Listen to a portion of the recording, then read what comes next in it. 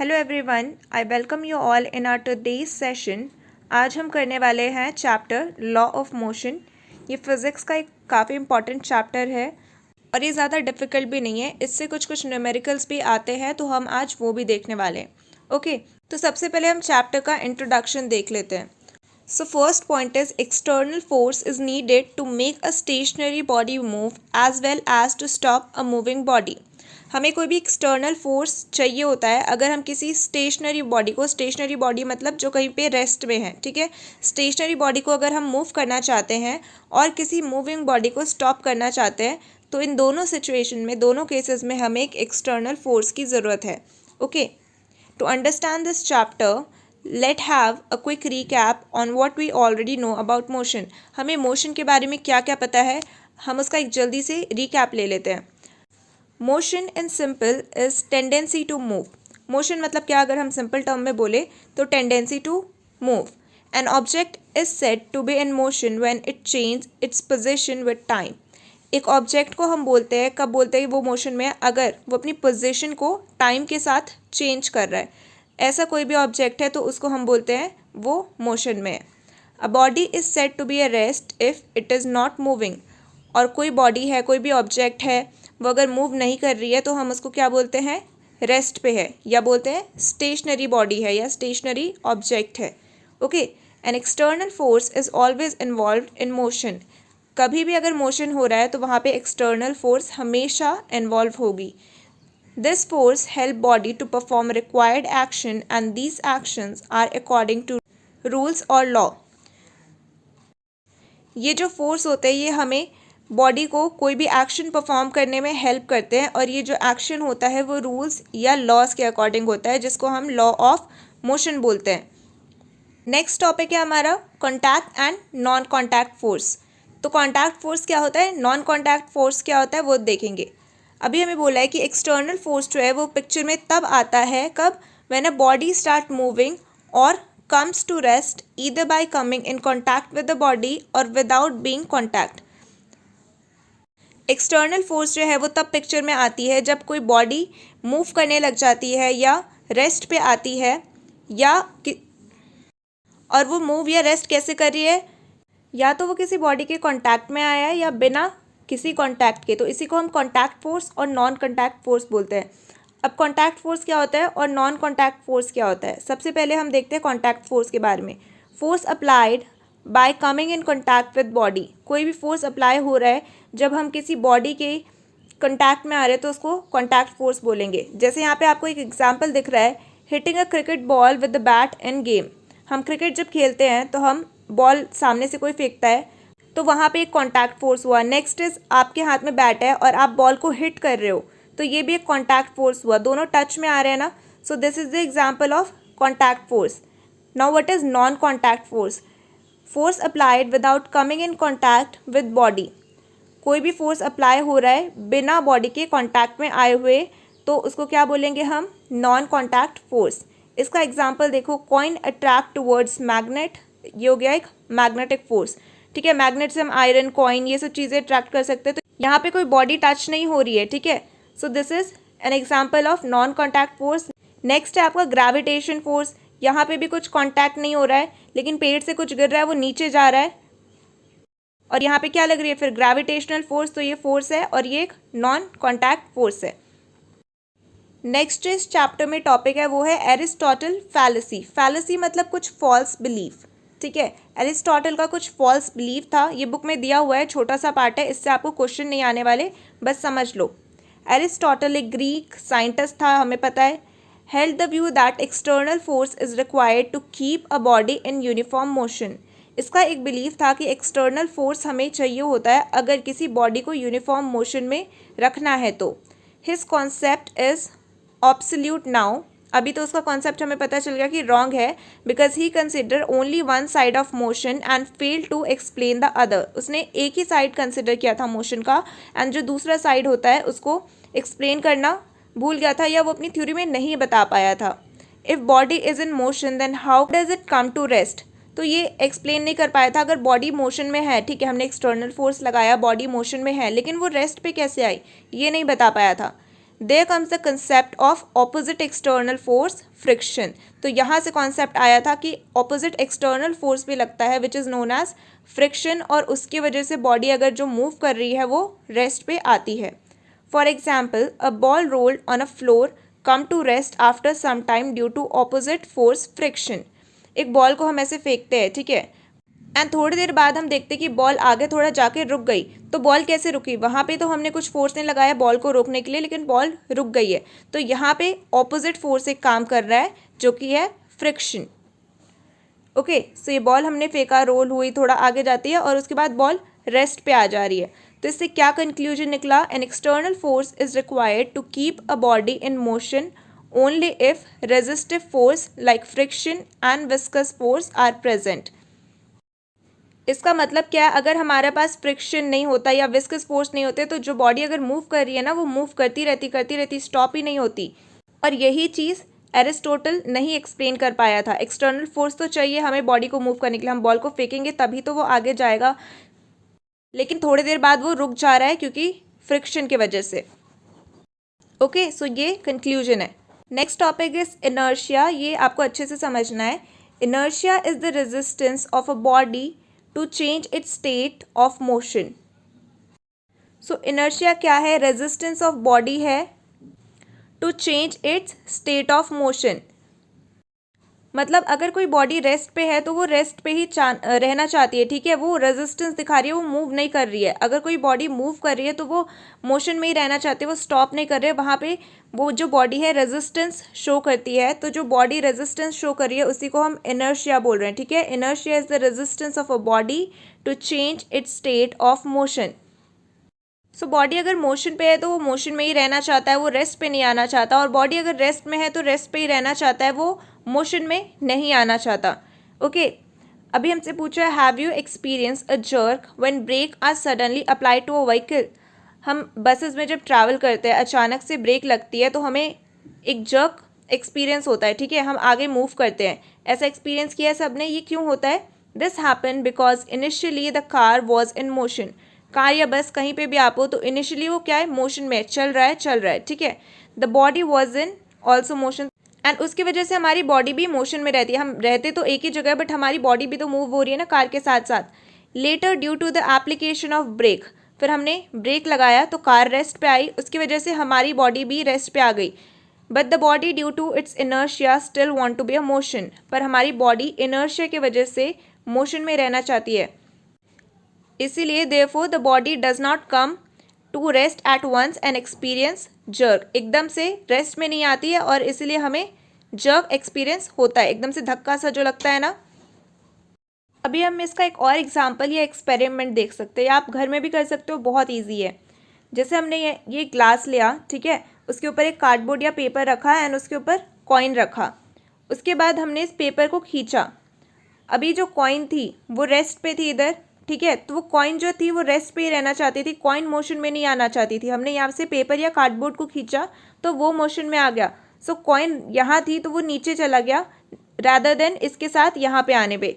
So when the cardboard is pulled the coin fall into glass. This is because the inertia of coin maintain its states at rest. Coin rest पे था, coin rest पे ही रहना चाहता था, ठीक है, इसकी वजह से वो नीचे फॉल हो गया rather देन इसके साथ यहाँ आने पे। और next topic is Newton's first law of motion. तो 3 लॉ ऑफ मोशन होते हैं।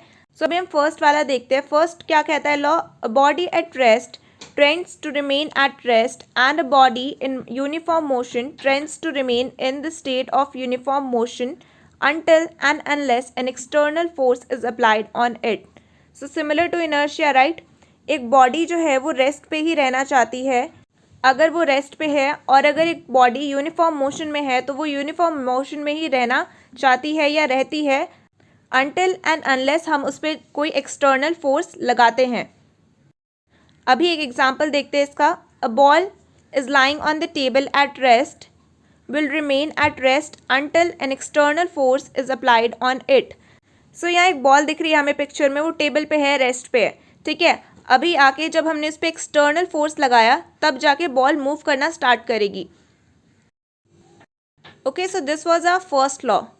Next is balance and unbalanced force. So balance force क्या होता है और अनबैलेंस्ड फोर्स क्या होता है? Balance force is equal and opposite force do not cause any change in motion.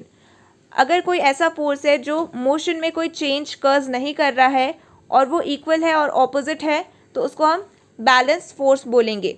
Unbalance force is can be the same और opposite direction, same direction में भी हो सकता है, ऑपोजिट डायरेक्शन में भी हो सकता है, ठीक है, और ये मोशन में चेंज कॉज करेंगे। और जैसे नाम से पता चल रहा है तो ये अनइक्वल फोर्स होते हैं। नेक्स्ट इज मोमेंटम, ये आपको अच्छे से समझना है। Newton's first law was for scenario where net force is zero. Newton का जो हमने फर्स्ट लॉ पढ़ा वो उस सिनेरियो के लिए था जहाँ पे फोर्स जीरो है। The second law is for the scenario with the net force not equal to zero. और जो हम सेकेंड लॉ पढ़ेंगे उसमें ये सिनेरियो होता है कि जो नेट फोर्स है वो ज़ीरो नहीं है, ठीक है। Momentum play a important role in second law, तो एक क्रूशियल रोल प्ले करता है मोमेंटम सेकेंड लॉ में। Momentum is the product of mass of body and its velocity. तो मोमेंटम क्या होता है? मास ऑफ बॉडी और वेलोसिटी का प्रोडक्ट होता है, और ये क्या है? एक वेक्टर क्वांटिटी है। So what is velocity? Velocity is speed of something in given direction. And vector quantity क्या होता है? स्केलर क्वांटिटी और वेक्टर क्वांटिटी का डिफरेंस आपको पता होना चाहिए। Vector quantity is the physical quantity which is characterised by the presence of both magnitude and direction. So इसको हम डिनोट कैसे करते हैं? P से, P equals to mv। So आपको ये याद रखना है, P equals to mv। So let us understand with an example. A ball of 1 kg moving with 10 meter per second has a momentum of 10 kg meter per second. एक ball है 1 kg की, वो move कर रहा है 10 metre per second से, और इसका मोमेंटम क्या है? 10 kg metre per second. So momentum of the system remain conserved. इस सिस्टम का मोमेंटम कंजर्व्ड है। Therefore, greater force is required to set heavier body in motion.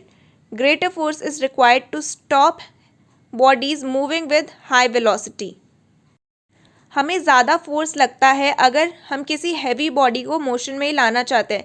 ये हम अपनी डे टू डे लाइफ में जो काम करते हैं ना, उससे भी आपको आराम से समझ आता होगा। अगर कोई भारी चीज़ है उसको हिलाने के लिए हमें ज़्यादा फोर्स लगेगा, ठीक है। कोई बॉडी है जो बहुत ही तेज़ वेलोसिटी से, काफ़ी तेज़ स्पीड से हमारी तरफ आ रही है, तो उसको स्टॉप करने में हमें ज़्यादा फोर्स लगेगा।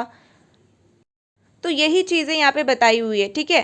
कंक्लूजन क्या है? Greater the change in momentum in a given time, greater is the force that need to be applied.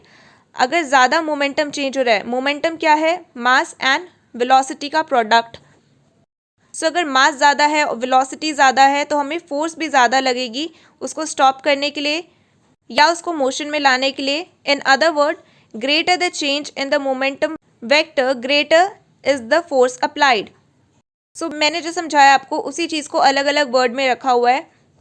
सो बस अपने डे टू डे लाइफ के जो चीज़ें होती है उससे समझने की कोशिश करो। कोई बड़ी सी अलमारी है, उसको हिलाने में आपको ज़्यादा फोर्स लगेगा रादर देन एक कोई छोटा सा चेयर है उसको हिलाने में, ठीक है।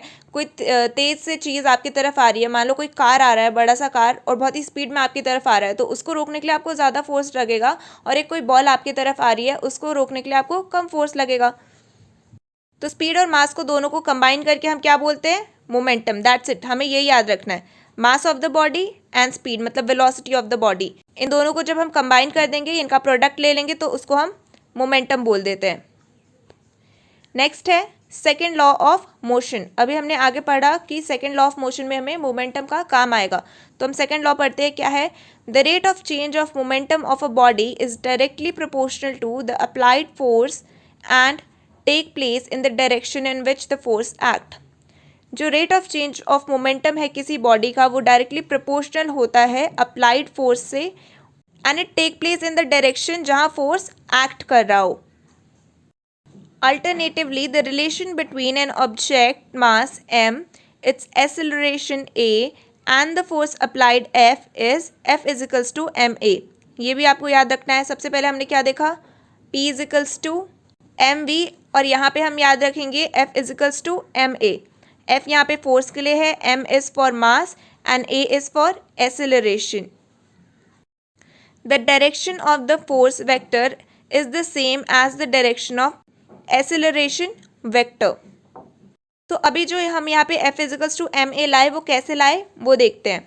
सो सेकेंड लॉ ऑफ न्यूटन ने क्या बोला था, F is directly proportional to dp by dt, यही बोला था ना। देखो क्या बोला है, rate of change of momentum, तो rate of change of momentum को हम dp से लिखेंगे। मोमेंटम क्या होता है, p होता है ना, और d लगाया है, चेंज हो रहा है इसीलिए डेरिवेटिव ऑफ p।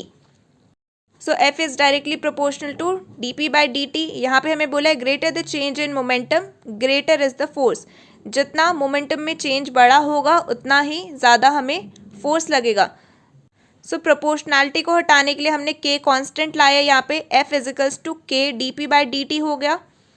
अभी नेक्स्ट स्टेप पे हमें पता है P इज़ फॉर मोमेंटम, तो हम P की वैल्यू डाल देंगे। P क्या होता है, mv, तो हमने यहाँ पे डाल दिया, ये इसके साथ है, ठीक है। F equals to D M V by D T. Let m mass of the body be constant, mass को हमने कांस्टेंट ले लिया है, तो हमने यहाँ पे m ला दिया, तो क्या बचा dv बाय dt, तो ऐसे F m dv by dt ऐसे, ठीक है। सो यहाँ पे जो v बाई टी आया है उससे हमें पता चल गया एक्सेलरेशन क्या होता है, वेलोसिटी बाय टाइम।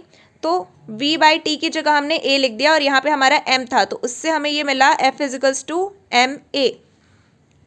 ये जो छोटी छोटी चीज़ें हैं, एक्सेलरेशन क्या होता है, वेलोसिटी क्या होता है, ये सारी चीज़ें आपको पहले से याद होनी चाहिए, तब आपको जल्दी और जल्दी समझ आएगा, ठीक है।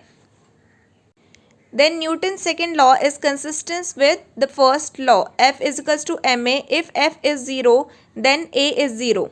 According to the first law, if A is 0, then F is 0. Thus, both the law are in sync. So यहाँ पे हम ये देख रहे हैं कि जो सेकेंड लॉ है और फर्स्ट लॉ है एक दूसरे के सिंक में है। फर्स्ट लॉ में क्या बोला था कि अगर एक्सेलरेशन जो ज़ीरो है तो फोर्स भी हमारा ज़ीरो हो जाएगा, एंड सेकेंड लॉ में भी हमने वही देखा कि F अगर यहाँ पे ज़ीरो है देन A ज़ीरो हो जाएगा। ये जब न्यूमेरिकल सॉल्व करेंगे तब आपको और अच्छे से समझ आएगा, ठीक है। Next is vector form of Newton second law. आपसे वेक्टर फॉर्म नहीं पूछा जाता, इट्स नॉट इम्पॉर्टेंट, पर एक बार देख लो, ठीक है। F X equals to D P X by D T. So ये क्या हो गया, अभी हमने पढ़ा ना, P की जगह हम क्या डाल देते हैं, mv, और उसके बाद हम जब यहाँ पे कांस्टेंट लाके मूव करते हैं तो वहाँ से m आ रहा था ma, ठीक है। तो F equals to F X equals to M A X. अगर यहाँ पे y लिखा है तो यहाँ पे y आ रहा है, और यहाँ पे z लिखा है तो z आ रहा है। ये वेक्टर फॉर्म है उसका, ठीक है, x axis, y axis and z axis पे। Newton's second law was defined for point object for large bodies, A acceleration of a center of mass of the system. So A क्या है, acceleration of the center of mass of the system, and F क्या है, total external force on the system. ये किसके लिए हम पढ़ रहे हैं, लार्ज बॉडीज़ के लिए। अब हम इसका एक क्वेश्चन सॉल्व करेंगे कि जो भी आगे हमने पढ़ा है ये वाला, ये आपको समझ आए। So problem 1, a car of a mass 2 × 10⁻³ kg travels at 36 km/h on a horizontal road, is brought to rest in a distance of 15 meters by the action of brake and frictional force. Calculate average stopping force and time taken to stop the car. हमें दो चीज़ें calculate करने के लिए बोली है, average stopping force और time taken to stop the car. हमें दिया क्या क्या हुआ है तो हम वो देखते हैं। पहले हमें मास दिया है, कार का मास क्या है 2 × 10⁻³ फिर हमें क्या दिया है, u क्या होता है इनिशियल वेलोसिटी, और वो यहाँ पे दिया है हमें 36 km/h, विच मीन्स अगर उसको हम कन्वर्ट करेंगे मीटर पर सेकेंड में तब आएगा 10 मीटर/सेकेंड। उसके बाद दिया हुआ है हमें डिस्प्लेसमेंट विच इज़ 50 मीटर, तो डिस्प्लेसमेंट को हम s से डिनोट करते हैं, और v मतलब फाइनल वेलोसिटी जो कि यहाँ पे 0 है। तो हमें इस क्वेश्चन में निकालना क्या क्या है, एक्सेलरेशन, फोर्स एंड टाइम, ठीक है। ये तीन चीज़ें हमें निकालनी है। हम यहाँ पे third equation of motion use करेंगे इस न्यूमेरिकल को सॉल्व करने के लिए। थर्ड इक्वेशन ऑफ मोशन क्या है, इसके 3 फॉर्मूले हैं, वो तीनों आप एक जगह लिख के रख लेना। Third formula is v² equals to u² + 2as। Okay, V square equals to 2 square plus U A S. तो हमें जो जो वैल्यू पीछे मिली थी हम वो वहाँ पे फिल कर लेते हैं। वी हमारा 0 था तो हमने यहाँ पे 0 कर दिया, 0 का स्क्वायर भी 0 होता है। यू हमारा 10 था सॉल्व करने के बाद, तो हम 10 का जब स्क्वायर करेंगे 10 इंटू 10 तो वो हमें क्या मिलेगा 100। नेक्स्ट इज 2as, तो 2 हमने लिख दिया, a हमें फाइंड आउट करना है तो a की जगह हम a लिख देंगे। s हमारा था डिस्प्लेसमेंट 50 तो हमने उसको भी यहाँ पे फिल कर दिया। नेक्स्ट इज हमें a निकालना है, तो a निकालने के लिए क्या करना होगा, ये पूरा जो टर्म है 2as इसका मतलब है 2 इंटू a इंटू एस, ठीक है। तो इस पूरे टर्म को हम इस साइड ले आएंगे तो ये हो जाएगा 2as इज इक्वल्स टू 100। तो s यहाँ 50 है प्लस ये सारा टर्म यहाँ प्लस में था, तो जब ये इस साइड आएगा तो ये सारा टर्म माइनस में हो जाएगा। तो हमारे पास यहाँ क्या है -2a इंटू 50, ठीक है, -2 इंटू a इंटू 50। तो यहाँ जो 50 इंटू में है मल्टीप्लाई में है उसको अगर हम यहाँ भेजेंगे इसके नीचे तो वो हो जाएगा डिवाइड में, तो हम इसको यहाँ से डिवाइड करते हैं तो यहाँ पे हमें क्या मिल जाएगा, 50 से जब 100 को डिवाइड करेंगे तो 2, यहाँ पे भी हमें 2 दिख रहा है तो हम इस -2 को भी यहाँ लाएंगे तो -2 डिवाइडेड बाय -2 आ जाएगा 1, इसलिए आप देखो और यहाँ पे माइनस का साइन भी लगेगा। तो a क्या दिया है हमें -1 मीटर पर सेकेंड स्क्वायर।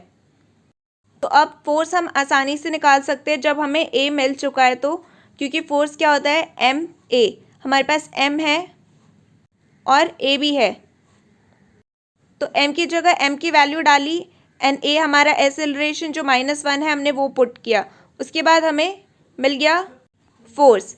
तो अब हमारा फोर्स बेस से निकल गया, अगला हमारा एक्सेलरेशन हो गया फोर्स। अब टाइम बचा है तो टाइम के लिए कौन सा फॉर्मूला यूज़ करें हम, v equals to U plus A T, ठीक है। यहाँ हमने v का वैल्यू डाला, v का वैल्यू था 0, u का वैल्यू था 10, a हमारा 1 था तो 1 इंटू टी, तो t आ जाएगा। यहाँ पे अगेन 0 है, हम t को यहाँ लेके जाएंगे तो t equals to 10 second. Okay, जो कुछ फॉर्मूलाज आपको दिख रहे हैं बस वही याद रखना, आराम से आपका क्वेश्चन बन जाएगा। Next is impulse. इम्पल्स क्या होता है, impulse is defined as a force multiply by the time it act over. For example, tennis racket strike a ball, an impulse is applied to the ball. The racket put a force on the ball for a short time period. इसको tennis racket की example से समझो। जब tennis racket किसी ball को strike करता है तो उस पर एक इम्पल्स अप्लाइड होती है, ठीक है। रैकेट जो है एक फोर्स डालता है बॉल के ऊपर शॉर्ट पीरियड ऑफ टाइम के लिए। अगर इसको टर्म में लिखे तो हम बोलेंगे F delta T is equals to delta P. F is equal to delta P by delta T, rate of change of momentum. ये जो हमने डेल्टा डेल्टा लगाया है उसको हम बोलते हैं रेट ऑफ चेंज, ठीक है, और p इज़ फॉर मोमेंटम। हमने जब यहाँ पे ये मल्टीप्लाई में था डेल्टा टी, उसको इधर लाया तो वो डिवाइड हो जाता है, ठीक है, ये बेसिक मैथ्स है। अगर यहाँ पे मल्टीप्लाई में है तो इधर आके वो डिवाइड में हो जाएगा, अगर प्लस में है तो माइनस में हो जाएगा। सेम चीज़ इस साइड में अगर उधर जा रहा है तो भी ऐसा ही होता है। तो तब ये बन गया F equals to delta P by delta T. Okay, next is Newton third law. Third law क्या कहता है, to every action there is always an equal and opposite reaction. Everybody know this, कोई भी हम अगर एक्शन कर रहे हैं तो उसका इक्वल एंड ऑपोजिट रिएक्शन होगा। एग्जाम्पल है इसका, when you hold the ball a force act on a ball, तो ये एक्शन हो रहा है जब हम किसी बॉल को पकड़ रहे हैं। And N unequal opposite force act on your hand, तो आपके हैंड पे भी तो प्रेशर लगता है, तो वो ऑपोजिट फोर्स जो एक्ट हो रहा है आपके हैंड पे वो क्या है, रिएक्शन है, ठीक है। सो आपने बॉल को पकड़ा, वो एक्शन हुआ, और आपके हाथ पे जो फोर्स लगा वो रिएक्शन हुआ। Action and reaction force always act on different body. Action और रिएक्शन जो है वो डिफरेंट बॉडी पे होता है। एक्शन यहाँ कहाँ हो रहा था, बॉल पे, और रिएक्शन हो रहा था आपके हैंड पे। So F A B equals to F B A. F A B क्या है, force acting on A by B. A पे जो फोर्स एक्ट हो रहा है बी की तरफ से वो एफ ए बी है। एफ बी ए क्या है, force acting on B by A. B पे क्या फोर्स एक्ट हो रहा है, ए के तरफ से। Action and reaction force occur eight same instant, और ये सेम इंस्टेंट पे ही होगा, जैसे ही आप पकड़ोगे तभी तो बॉल पे भी एक्शन होगा और आपके हाथ पे भी रिएक्शन होगा, तो ये सेम इंस्टेंट पे ही ऑकर होते हैं। Next is conservation of momentum. In an isolated system the total momentum is conserved. एक आइसोलेटेड सिस्टम में पूरा मोमेंटम जो है वो कंजर्व्ड होता है। एग्जाम्पल से समझो, in a spinning top total momentum is 0। For every point there is another point on opposite side that cancel its momentum. एक स्पिन टॉप है, ठीक है, उसका टोटल मोमेंटम 0 है। अभी हर पॉइंट पे जो है वहाँ पे एक और पॉइंट है उसके ऑपोजिट साइड में जो उसका मोमेंटम कैंसिल कर रहा है। एग्जाम्पल एक और है यहाँ पे, bullet fired from a rifle. एक राइफल से बुलेट फायर्ड की, इनिशियल मोमेंटम जो था वो यहाँ पे 0 है। Later the trigger is pulled. Trigger pull किया, bullet gain momentum of A. Bullet को मोमेंटम मिला और एक डायरेक्शन मिली, but this is cancel by rifle's momentum. तो राइफल के मोमेंटम से जब ये कैंसिल हो गया तो टोटल मोमेंटम यहाँ पे 0 हो गया। During the process the chemical energy in gun powder get converted into heat, sound and chemical energy. इस प्रोसेस के दौरान ही जो केमिकल एनर्जी होती है गन पाउडर में, वो हीट, साउंड और केमिकल एनर्जी में कन्वर्ट होती है, जिससे हमें एक प्रोडक्ट मिलता है। अगर हम फायर कर रहे हैं बुलेट तो जाएगी ही ना, बुलेट अपने टारगेट पे जाएगी, हमें आवाज़ भी सुनाई देगी। जिसने राइफल को पकड़ा है दिल feel the heat too. Next example है रॉकेट प्रोपल्शन। इसमें इनिशियल मास जो है रॉकेट का उसको m लिया है। It just started moving with velocity v, और वो वेलोसिटी v के साथ मूव कर रहा है। तो इनिशियल मोमेंटम हमारा क्या हो गया, मोमेंटम क्या होता है, मास और वेलोसिटी का प्रोडक्ट। तो हमने मास को m बोला है, वेलोसिटी को v बोला है, तो mv हमारा इनिशियल मोमेंटम हो गया इस केस में। Later gases are ejected continuously in opposite direction. Gases है वो इजेक्ट हो रहे हैं ऑपोजिट डायरेक्शन में कंटिन्यूसली वेलोसिटी के साथ, relative to the rocket in downward direction giving a forward push to the rocket. So जो नीचे आपने देखा है ना, रॉकेट जब भी जाता है आग नीचे से आती है, सो वो एक फॉरवर्ड पुश दे रहा है रॉकेट को अब उसके डायरेक्शन में जाने के लिए।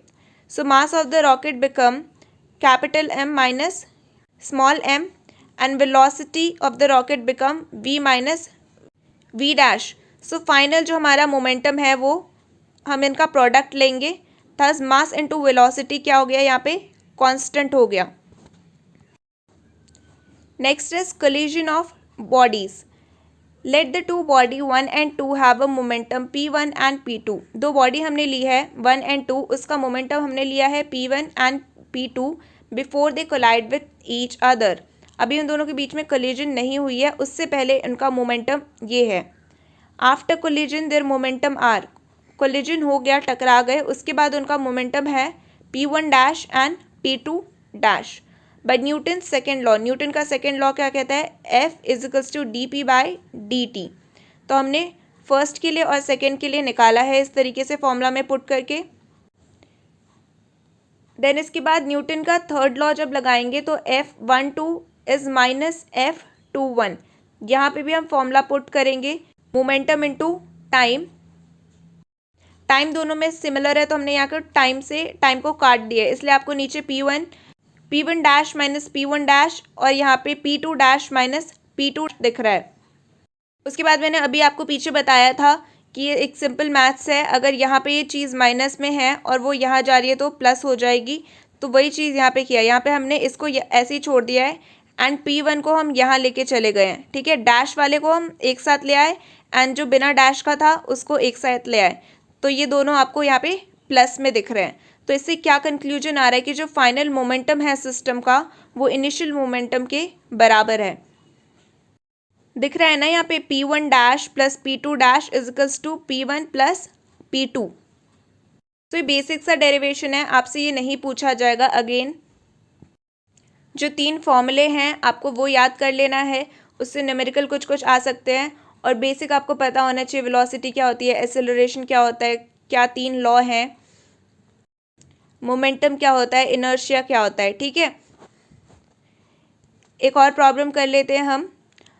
अ railway truck A of a mass this kg travels at 0.6 meter per second collides with another truck B of half its mass moving in the opposite direction with the velocity 0.4।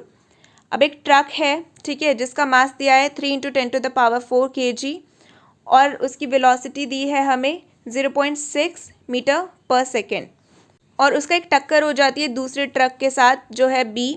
उसका मास हमें बोला है कि वो हाफ है, इसका half है, और उसकी वेलोसिटी हमें दी है। हमें क्या बताना है, the truck couple automatically on collision find the common velocity on which they move. हमें वेलोसिटी निकालनी है। सो सोल्यूशन के लिए हमें सबसे पहले देखना होगा कि हमें गिवन क्या क्या है। कभी भी न्यूमेरिकल आए पहले देखो गिवन क्या क्या है और हमें निकालना क्या है। जो निकालना है उसका फॉर्मूला पुट करके गिवन वाला हम चीज़ें देखेंगे। तो हमें मास 1 दिया है, मास 2 दिया है। मास 1 इज 3 × 10⁴ kg। नेक्स्ट हमें मास बोला है कि मास ए का मास का हाफ है, तो हम जब इसका हाफ करेंगे तो क्या आएगा, 3 का हाफ क्या होता है 1.5, तो 1.5 × 10⁴ kg इसका हाफ नहीं होगा। इसको अगर 2 कर दोगे तो पूरा रॉन्ग हो जाएगा। ठीक है, सो ये क्या हो गया 1.5 × 10⁴ kg। हमें मास 1 मास 2 मिल गया। Next is initial velocity of truck A, तो वो दिया है 0.6 metre per second. And initial velocity of truck 2 वो क्या दिया है हमें 0.4। अब यहाँ पे माइनस क्यों लेंगे, बिकॉज वो ऑपोजिट डायरेक्शन में जा रहा है। ठीक है, ये छोटी छोटी चीज़ें नोटिस करनी है आपको न्यूमेरिकल सॉल्व करने में, बिकॉज आप प्लस माइनस अगर नहीं लगाओगे प्रॉपरली तो गलत होता है। So minus 0.4 metre per second. ठीक है, M1 M2 U1 U2 हमें मिल गया। Next is before collision. अब हम फॉर्मूला लिखेंगे जो हमने पीछे P और V से किया, वो यहाँ पे M1 और U1 plus M2 and U2। तो जो भी हमने वैल्यू फाइंड की थी वो यहाँ पे अभी पुट कर देंगे। So before collision value put करके हमारा क्या आ रहा है वो फाइंड किया, तो आ रहा है 1.2 × 10⁴ kg मीटर पर सेकेंड। सो ये हमारा आ रहा है before collision. After collision M1 plus M2 और बाहर है V दोनों में कॉमन है, सो इसलिए इसको बाहर लिखा हुआ है। सो मास 1 एंड मास 2 को प्लस करने पे क्या आएगा, 3 और 1.5 को प्लस करने पे आता है 4.5 × 10⁴। देन वेलोसिटी हमें निकालनी है, तो V ऐसे लिख देंगे kg metre per second. As per conservation of momentum, conservation of momentum के अकॉर्डिंग ये और ये इक्वल होना चाहिए। ठीक है, before collision and after collision. तो यहाँ पे हमने बिफोर कोलिजन वाला वैल्यू डाला एंड यहाँ पे आफ्टर कोलिजन। एंड V अभी तक हमारे पास नहीं है, तो V हमने ऐसे ही लिखा है। अब हमें V एक्सट्रैक्ट करना है, तो हम इस वैल्यू को इधर ले आएंगे। अब ये जब इधर आएगा ये मल्टीप्लाई से, तो ये डिवाइड हो जाएगा, तो हमें यही नीचे देखने मिल रहा है 1.2 डिवाइडेड बाय 4.5। जब हमने इसको डिवाइड किया तो हमें क्या मिल रहा है, ये 10 और 4 जो था वो तो कट हो गया ऐसे ही। इसको डिवाइड करने पे हमें मिल रहा है 0.27 मीटर पर सेकेंड। तो ये हमारी वेलोसिटी है। देयरफॉर कॉमन वेलोसिटी क्या थी 0.27 मीटर पर सेकेंड। न्यूमेरिकल ज़्यादा नहीं आते, 2-3 ही आते हैं, पर जो भी आता है आपको उसके लिए थोड़ी बहुत प्रैक्टिस करनी पड़ेगी। नेक्स्ट है equilibrium of a particle. A particle is said to be in equilibrium when the net external force on it is 0। किसी भी पार्टिकल को हम बोलेंगे वो इक्विलिब्रियम में है जब उसके ऊपर एक्सटर्नल फोर्स 0 है। ओके, नेट एक्सटर्नल फोर्स 0 है। इन जनरल जैसे F1 plus F2 plus F3 कितना भी Fn, अगर ये 0 है तो पार्टिकल क्या है, इक्विलिब्रियम पे है। Next is friction. This is important. Friction is a contact force that oppose relative motion. Friction एक कॉन्टैक्ट फोर्स है जो रिलेटिव मोशन को अपोज करता है। हमने आगे एग्जाम्पल से भी देखा था ना, बॉल जब मूव हो रहा था और वो अपने आप रुक जा रहा था, तो वो बॉल अगर कॉन्टैक्ट में आ रहा है फ्लोर के या ज़मीन के तब वो रुक रहा है, तो ये कॉन्टैक्ट फोर्स हुआ और ये अपोज करता है रिलेटिव मोशन को। No friction exist till an external force is applied. कोई भी फ्रिक्शन एग्जिस्ट नहीं करेगा जब तक कोई एक्सटर्नल फोर्स उस पर अप्लाइड नहीं हो रहा है। There are 3 types of friction. 3 type के होते हैं। Static friction is the first one. Static friction क्या होता है, force that resist initiation of motion for one body over another with which it is in contact. ऐसा force जो resist करता है इनिशिएशन ऑफ मोशन को किसी एक बॉडी की दूसरे बॉडी के ऊपर, तो उसको हम स्टैटिक फ्रिक्शन बोलेंगे। अपोजेस इम्पेंडिंग मोशन, इसको डिनोट करते हैं हम एफ एस से। Let the ball be at rest initial, applied force F A equals to zero, static friction F S equals to zero. अभी हम एक सिनेरियो ले रहे हैं कि एक बॉल है वो रेस्ट पे है, उस पर हम जो फोर्स अप्लाई कर रहे हैं एफ ए वो ज़ीरो है, और उस पर जो स्टैटिक फ्रिक्शन है वो भी एफ एस ज़ीरो है। Later applied force F A equals to F, उसके बाद हमने फोर्स अप्लाई किया F, then F S also increase but only up to a certain limit, तो जो हमारा स्टैटिक फ्रिक्शन है वो भी इंक्रीज होगा पर एक लिमिट तक। As soon as Fa become greater than Fs, the ball start moving. जैसे ही हमारा फोर्स ग्रेटर हो जाएगा फ्रिक्शन से तो बॉल मूव करने लगेगा। Fs act when a body is at rest. Fs जो स्टैटिक फ्रिक्शन है वो एक्ट करेगा जब कोई बॉडी रेस्ट पे है, hence called static friction, इसलिए इसको हम स्टैटिक फ्रिक्शन बोलते हैं। Limiting value of Fs depend on normal reaction and is independent of area of contact. Limiting value जो होती है स्टैटिक फ्रिक्शन की वो डिपेंड करती है नॉर्मल रिएक्शन पे, और वो इंडिपेंडेंट होती है, मतलब एरिया ऑफ कांटेक्ट पे डिपेंड नहीं करती। F X max is proportional to N. Next is F X max equals to, जब भी हमें प्रोपोर्शनैलिटी हटानी होती है हम एक कॉन्स्टेंट लाते हैं, ज़्यादातर उधर के ही लिखते हैं, ठीक है, constant into N, then F X max equals to mu S N. यहाँ पे म्यू एस जो है ये कोफिशिएंट ऑफ स्टैटिक फ्रिक्शन है। This coefficient depend on the nature of surface in contact, ये जो कोफिशिएंट है ये डिपेंड करता है कि जो कॉन्टैक्ट का सरफेस है वो कैसा है। According to the law of static friction is always less than और equal to limiting value of F S. Static friction जो होता है वो हमेशा या तो कम होगा या तो इक्वल होगा लिमिटिंग वैल्यू से, ठीक है। So F X is equal to और smaller to F X max. F X max is equals to mu S N, F X is equal to और greater than mu S N. So अभी अगर आपको इतना समझ आ गया कि friction है, उसके बाद उसका फर्स्ट टाइप जो है वो है static friction, then it's okay. Next है काइनेटिक फ्रिक्शन। काइनेटिक फ्रिक्शन क्या होता है? Force that resist motion of one body over another with which it is in contact. Static friction क्या कर रहा था? इनिशिएशन ऑफ मोशन को resist कर रहा था। ये जो काइनेटिक फ्रिक्शन है ये फोर्स को रेजिस्ट करता है जो एक बॉडी से दूसरे बॉडी के ऊपर एक्ट कर रही है कॉन्टैक्ट के टाइम, ठीक है। इसको डिनोट करते हैं हम एफ के से। As motion start F S vanish, motion start हो गया तो जो स्टैटिक फ्रिक्शन लग रहा था वो तो ख़त्म हो गया। अब क्या आएगा? Kinetic friction. अब जो मतलब ऑब्जेक्ट चल रहा है तो उसको एक पॉइंट पे जाके रुकना तो है, तो वो कैसे रुकेगा? काइनेटिक फ्रिक्शन की वजह से, ठीक है। और स्टार्टिंग में अगर उस ऑब्जेक्ट को मूव होने से कोई रोक रहा है तो वो कौन है? Static friction. Kinetic friction is independent of area of contact and velocity of body. Kinetic friction जो है वो इंडिपेंडेंट होता है एरिया ऑफ कॉन्टैक्ट से और वेलोसिटी से भी। It vary with normal reaction N. So normal reaction N से जो जिसको हमने डिनोट किया है उससे वेरी करता है। एफ के इज प्रोपोर्शनल टू एन। दोबारा यहाँ पे प्रोपोर्शनैलिटी को हटाने के लिए हमने कांस्टेंट लाया है, सेम चीज़ यहाँ पे भी हुई है जो पहले हो रहा था, ठीक है। म्यू के is coefficient of kinetic friction. 3 scenario can arise in a body's motion. Last one is rolling friction. Rolling friction is applied for a bodies whose point of contact keep changing. Rolling friction वहाँ apply होता है जो point of contact है वो change होते जा रहा है, ठीक है। It is the force that oppose the motion of body which is rolling over the surface of another. ये वो force है जो एक मोशन को स्टॉप करता है या अपोज करता है जो एक सरफेस से दूसरे सरफेस के ऊपर रोल हो रहा है, जैसे कि bowling ball, rotating wheel are the example illustrating rolling friction.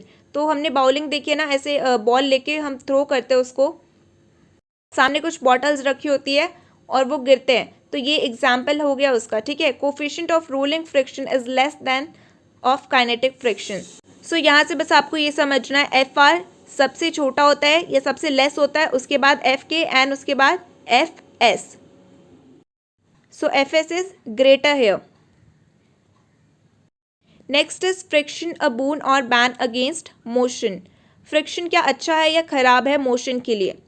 Friction is a boon because of its advantages. Like friction किस चीज़ में हेल्प करता है, पहले हम उसके एडवांटेज देखेंगे या वो हमारे लिए क्यों हेल्पफुल है, मोशन के लिए क्यों हेल्पफुल है, देन उसके बाद हम उसके ड्रॉबैक्स देखते हैं.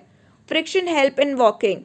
फ्रिक्शन हमें चलने में मदद करता है. When we walk we push the ground backward with one foot. जब हम चलते हैं we push the ground backward. Okay, according to the third law there is an equal and opposite force extracted by the ground.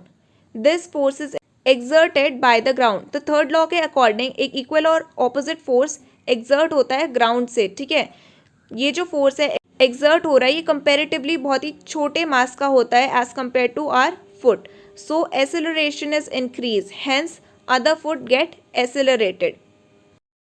सो हम ground पे एक force लगा रहे हैं, equal and opposite force exert कर रहा है ग्राउंड भी, जिसकी वजह से हमारा लेग जो है वो फुट जो है वो मूव कर रहा है या एक्सेलरेशन इंक्रीज हो रही है. Next is if there is no friction we will slip and can not walk. अगर फ्रिक्शन नहीं होगा तो हम स्लिप हो सकते हैं चलते चलते चलते, या तो हम वॉक ही नहीं कर पाएंगे. Friction help in movement of automobiles. गाड़ियों की मूवमेंट में भी फ्रिक्शन की वजह से हेल्प होती है. Friction is a bane because of the disadvantage. Disadvantages क्या है फ्रिक्शन के? A good amount of useful energy is wasted as heat in various mechanical part. Friction की वजह से फ्रिक्शन बार बार स्टॉप कर रहा है चीज़ों को या स्टार्ट नहीं होने दे रहा. स्टैटिक फ्रिक्शन जो है उसकी वजह से बहुत एनर्जी जो है वो वेस्ट होती है मशीन के कुछ कुछ पार्ट्स में. नॉइस प्रोड्यूस होता है मशीन में. Engine of automobile consume more fuel. और ऑटोमोबाइल्स के जो इंजन होते हैं वो ज़्यादा फ्यूल कंज्यूम करते हैं because of friction. Next is circular motion. Motion of in a circular path. Centripetal force play a crucial role in circular motion. Centripetal force जो होता है ये एक बहुत ही इंपॉर्टेंट रोल प्ले करता है सर्कुलर मोशन में. It is the force that make a body follow a curved path. Centripetal force जो है यही इसी की वजह से बॉडी कोई भी है जो एक कर्व पाथ ऐसे फॉलो कर पाती है. It act towards the centre. ये सेंटर के टूवर्ड्स एक्ट करता है. ठीक है, ऐसे फोर्स एक्ट कर रहा है. जनरली इसको एफ सी से डिनोट किया जाता है. एफ सी क्या होता है? F C is equals to M V square by R. Since we know that F is equals to ma, therefore V square by R is termed as centripetal acceleration. So यहाँ पे बोले हमें पता है कि F is equals to ma होता है mass into acceleration, इसलिए V स्क्वायर बाय आर को हम सेंट्रीपिटल एक्सेलरेशन के नाम से भी बोलते हैं. ठीक है, आपको ये भी याद रखना है. F is equals to m square mv स्क्वायर by R. Next is motion of a car on a level road. This is n is equals to mg. N is normal reaction, m is mass, g is acceleration due to gravity. Static friction provide the centripetal acceleration. Static frictions जो है centripetal acceleration provide करता है. तो यहाँ पे हम लिख रहे हैं Fs is equals to और greater than mu s n. उसके बाद यहाँ पे हम Fs को M V square by R से सब्सटीट्यूट कर रहे हैं एंड इसको हमने ऐसे ही छोड़ दिया है. उसके बाद नेक्स्ट स्टेप में हमने एम और आर को इस साइड लाया, वी स्क्वायर को यहाँ छोड़ दिया. तो वी स्क्वायर को यहाँ छोड़ने के बाद एम एन आर को यहाँ शिफ्ट किया है. उसके नेक्स्ट स्टेप में हमने एन की जगह एम जी लिख दिया है. एन हमें पता चला ना N is equals to M G है. तो यहाँ पे जो हमारा एन था, यहाँ पे जो हमारा एन है, ठीक है, इसकी जगह हमने एम जी से सब्सटीट्यूट किया है. So mu S M G R by M. Then एक ऊपर एम है एक नीचे एम है, तो हमने एम को एम से काट दिया. तो हमारे पास क्या बच रहा है? Mu S R G. ठीक है, तो ये क्या हुआ? V square is equals to mu S R G. अब वी से स्क्वायर हटाने के लिए हमने यहाँ पे हमने इस टर्म के लिए रूट दे दिया है. तो वी इज इक्वल्स टू और smaller than root mu S R G. This is the maximum speed of a car in a circular motion on a level road. ये जो फॉर्मूला आया ये किसी भी कार का या किसी भी चीज़ का एक मैक्सिमम स्पीड है एक लेवल्ड रोड पे. अगला ये इसका लास्ट टॉपिक दिया था एनसीईआरटी में, which is motion of a car on a banked road. इसके लिए बताया है in the vertical direction Y X N cos theta is equals to F sine theta plus M G. ये हमारा equation 1 है। अगर किसी वर्टिकल डायरेक्शन पे है सपोजिटली वाई एक्सिस पे, तो यहाँ पे जो एन कॉस थीटा होता है वो किसके इक्वल होता है, एफ साइन थीटा के, ठीक है, और एम जी। अब अगर हॉरिजेंटल डायरेक्शन में है एक्स एक्सिस पे, तो वो होगा F cos theta plus N cos theta is equals to M B square by R. So force acting toward centre के लिए ये यूज करते थे, या सेंट्रीपिटल फोर्स के लिए। Next is since we know that F is equals to mu S N, for maximum velocity F is equals to mu S N 1 become N cos theta is equals to mu S N sine theta plus M G. Maximum velocity के लिए हमने अभी यहाँ पे ये put कर दिया sine theta plus N G. अगर इसको सॉल्व करेंगे, जैसे यहाँ इजिकल टू प्लस में है तो इधर आके ये माइनस हो गया, तो हमने इस टर्म को यहाँ पे ले आया। So N cos theta minus mu S N sine theta equals to M G. अब एन निकालने के लिए एन हमने यहाँ पे ले लिया M G divided by cos theta minus mu S sine theta. So ये जब आपको न्यूमेरिकल टर्म में वैल्यू दिया जाएगा ना, तब आपको ये cos theta, tan theta, sine theta ये सब आएगा। ये ट्रिग्नोमेट्री का है कम्प्लीटली, ठीक है। और इससे अभी तक तो मैंने कोई न्यूमेरिकल नहीं देखे। जो 3 फॉर्मूला है मैं लास्ट में आपको दिखा दूंगी, उस 3 का ही आपको यूज़ करना है कभी भी सॉल्व करने के लिए। इसको अभी आगे देख लेते हैं। Put the above value of N in equation 2। N की जो वैल्यू हमें यहाँ से ऑब्टेन हुई है, ये हम इक्वेशन 2 में पुट करेंगे। ये है हमारा इक्वेशन 2, और यहाँ पे n की वैल्यू पुट करने के लिए हमें बोला जा रहा है n की वैल्यू ये आई है। सो ये था सेकेंड इक्वेशन, और n की वैल्यू पुट करने पे ये इतना बड़ा सा आपको टर्म मिलेगा। अब इसमें से आप साइन कॉस जो है उसको देख के हम कट करेंगे। Divide the numerator and denominator by cos theta we get. Numerator और डिनोमिनेटर को हम दोनों को जब कॉस थीटा से डिवाइड करेंगे तो हमारे पास ये टर्म आ जाएगा V square is equals to R G tan theta plus U S divided by 1 minus mu S tan theta. उसके बाद v से हमें स्क्वायर हटाना है, तो हमने यहाँ पे रूट दे दिया। तो ये क्या है, मैक्सिमम स्पीड है कार की बैंक रोड पे। दो लास्ट के जो पोर्शन थे, I just cover this because I do not want to skip anything from the chapter. Now the 3 equation which I was talking about, ये 3 इक्वेशन है, इसको अच्छे से लिख लो। जो भी आपका न्यूमेरिकल अगर आएगा इसी पे ही आएगा, ठीक है। पहला क्या है, v is equals to U plus A T, ये हमने यूज़ किया था जब हमने टाइम निकाला, ठीक है। Next is V square is equals to U square plus 2as, ये इक्वेशन भी हमने यूज़ किया। Another one is s is equals to U T plus half A T square. v is final velocity, u is initial velocity, a is acceleration and t is time। जब हमें time निकालना था तो हमने ये वाला use किया था। यहाँ पे ये भी वेलोसिटी है, initial velocity, a is acceleration, s is displacement। ये जो भी टर्म दिए हैं आप उसको इधर या इधर ला सकते हो। तो आपको देखना आपसे क्वेश्चन में क्या पूछा है, एक्सेलरेशन पूछा है, वेलोसिटी पूछा है या टाइम पूछा है, उसके अकॉर्डिंग आपको ये फॉर्मूले पुट करने होंगे, और अगर न्यूमेरिकल आया तो सॉल्व करना होगा। So that's it in this session. Hopefully this session was helpful in recalling the chapter and the concepts. Thank you.